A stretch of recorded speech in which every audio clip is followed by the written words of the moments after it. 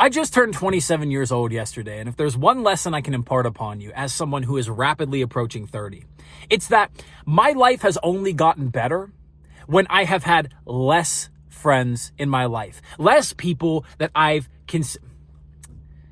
just turned 27 yesterday, and if there's one lesson I can impart upon you as someone who is rapidly approaching 30, it's that life only gets better when you have less friends, when you have less people you consider close. And I can tell you this because when I was in middle school, I didn't have any friends. I didn't hang out with anybody on the weekends or after school. My only friend was my Xbox 360. My only companions were Modern Warfare 2, Call of Duty Black Ops, Left 4 Dead, Left 4 Dead 2, Madden, 2K, all of the games that I played every day after school and all day on the weekends. Those were my only amigos. But then, whenever I got into high school, I decided to make friends. And it was a huge mistake. Because at the time, I felt like I needed to prove something to other people. I needed to prove something to all of my classmates, all of my peers, that I wasn't this fat loser that sat at home every weeknight, every weekend, and played video games. No, I was cool. I was someone you wanted to be around. I was with it. I was dope. I had to get invited to the parties. I had to get invited to the hangouts. I was always the first person you called because I'm that guy. That's what I wanted to prove to people. And like I said, it was a giant mistake. It was a huge waste of time because I did start making more friends. I did start hanging out with more people. I did start getting invited to parties. I did start drinking and smoking at more events more and more often. I felt like I was cool. I felt like I was in it. I felt like I was with the times. I felt like I was truly the life of the party. And perhaps I was, perhaps I wasn't. Not really important, because another lesson, bonus, is that nobody was thinking about me anyways. Nobody cared about me anyways. Nobody's looking at me and saying, wow, he's so cool. Wow, I really need to get his number so we can hang out with him on Tuesday or Thursday. We need to invite him to the golf club, or we need to... Nobody was thinking about this. Nobody was considering this because they were too focused on their own stuff. Their changing hormones, their relationship with a girl that they want to ask out, but they just can't muster up the nerve. The fact that they feel like they're the lame one in their group of friends. The fact they don't feel popular enough. They don't feel recognized enough. That's what they were focused on. But alas, I decided to make these friends, and I made more friends and more friends and more friends. And with more friends, more people I considered close, came more drama, came more nonsense, came more BS, came more turmoil, came more stupid outings that wasted my time and drained my energy. But I went to these outings and I wasted my energy and I engaged in the drama and the nonsense because I wanted to feel like I was cool. I wanted to feel like I had friends. I didn't want to be considered a loser or lame. When now, at the age of 27, I can tell you that society is going to call you a loser and lame if you stay in on Friday night, or you stay in on Saturday night, or you don't have a bunch of friends. You do the things that you want to do. And let me tell you, it's great.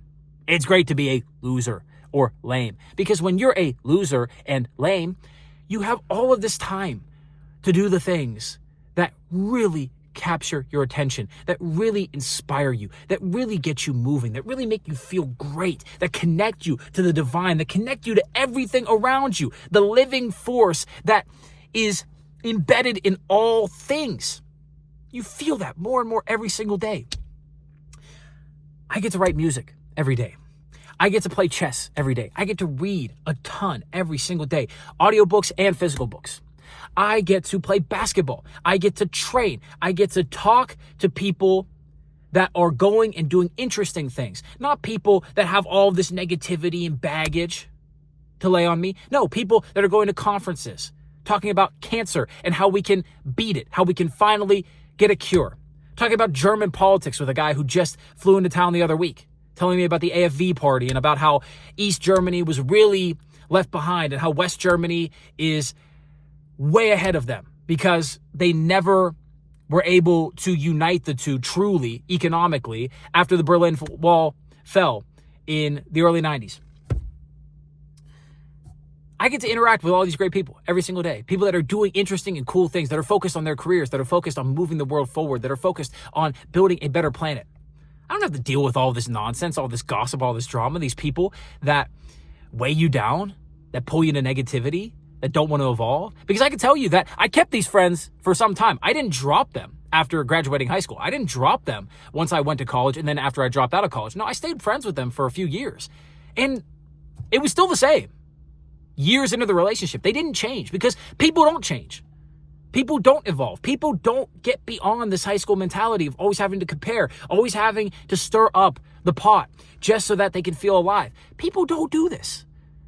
And I would much rather do the things that capture my attention fully, that inspire me, that get me to rise up out of bed, not just with an erection, but with a lust for life, a lust for creating.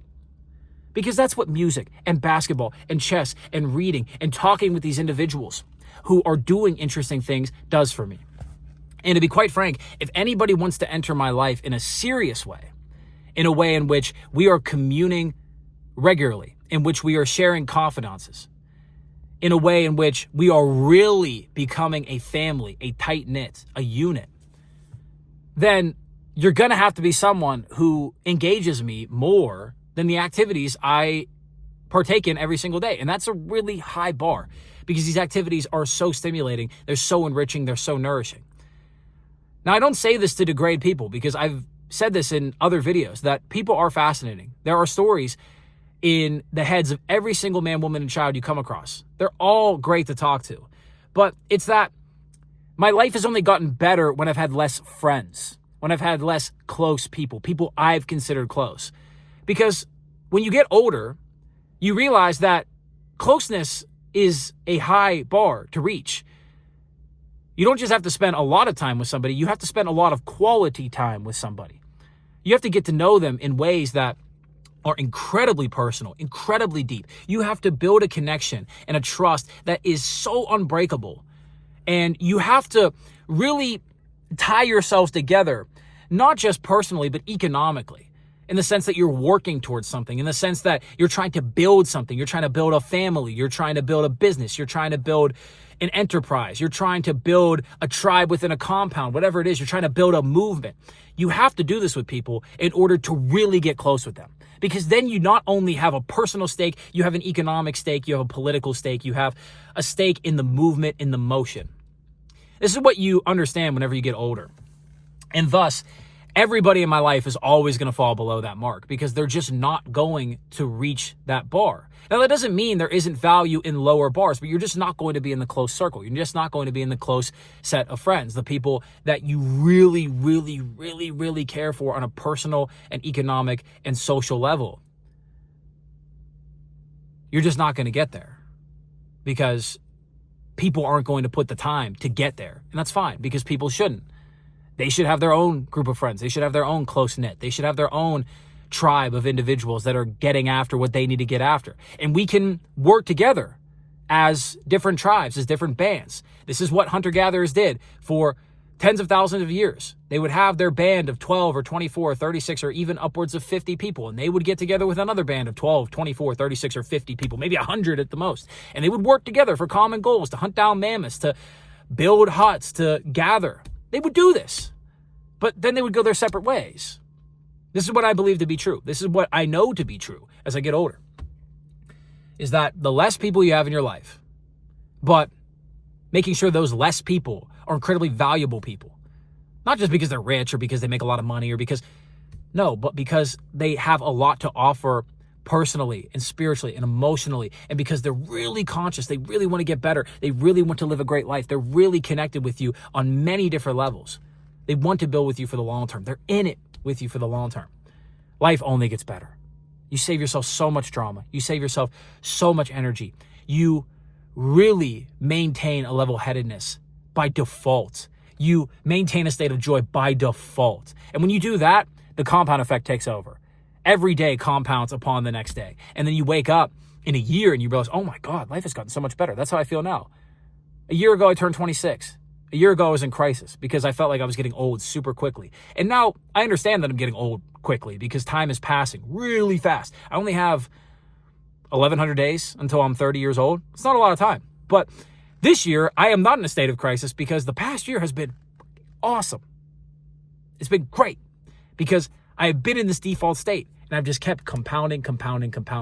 So if you have a lot of friends in your life, a lot of people you consider close in your life, a lot of people you hang out with regularly, but they're draining you, they're taking your energy away because they always have drama and gossip and nonsense, maybe it's time to cut them out. I don't know. You have to do the analysis yourself. You need to look in the mirror. You need to look at them. You need to analyze and evaluate and use your own discernment. Maybe it's time to cut them out. Maybe you do it slowly. Maybe you start setting boundaries. Maybe you start communicating more and start really trying to go there and see if they're really about it. Maybe you do that. I don't know. I could only tell you, for me, life has only gotten better when I've had less people in my life that I consider close. And I don't think that's going to change anytime soon. Because every older person that I've interacted with that has been truly joyful and happy and lived a great life, they've all communicated the same thing. And if everybody's communicating the same thing that are actually on the path, it's probably true. With that, I say, God bless. Have a great day. This is New Da Vinci. I'll see you in the next.